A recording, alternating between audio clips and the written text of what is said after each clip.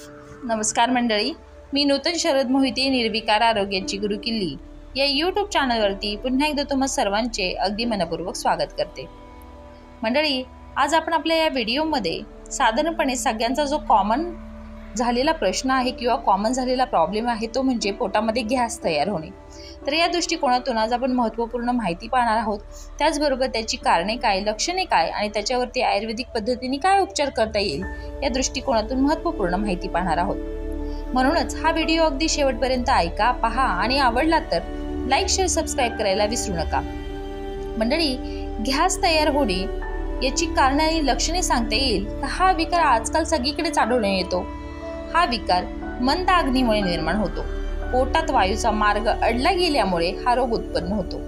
याची मुख्य कारणे अधिक व्यायाम करणे, अतिरिक्त शारीरिक श्रम करणे, दिवसा झोपणे आणि रात्री उशिरापर्यंत जागून काम करणे ही आहेत। लाल मिरची, गरम मसाले व तिखट, चटपटीत आणि तेलकट तसेच आंबट पदार्थांचे अधिक प्रमाणात सेवन केले असता हा त्रास होतो।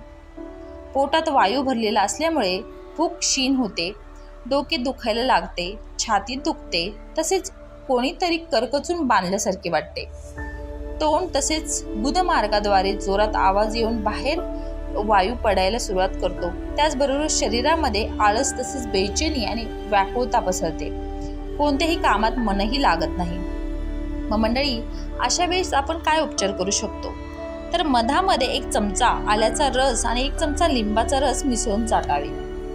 1 चमचा मेथी चूर्ण मधामध्ये मिसळून दररोज 7 दिवस सेवन करावे। किंवा 4 गुण जायफळ चूर्ण आणि 1 चमचा सुंठ मधामध्ये मिसळून सेवन करा।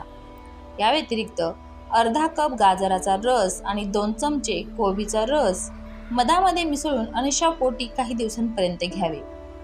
या व्यतिरिक्त कच्चा बटाटा ठेचून रस काढा, यामध्ये अर्धा चमचा मध मिसळून हळूहळू चाटा।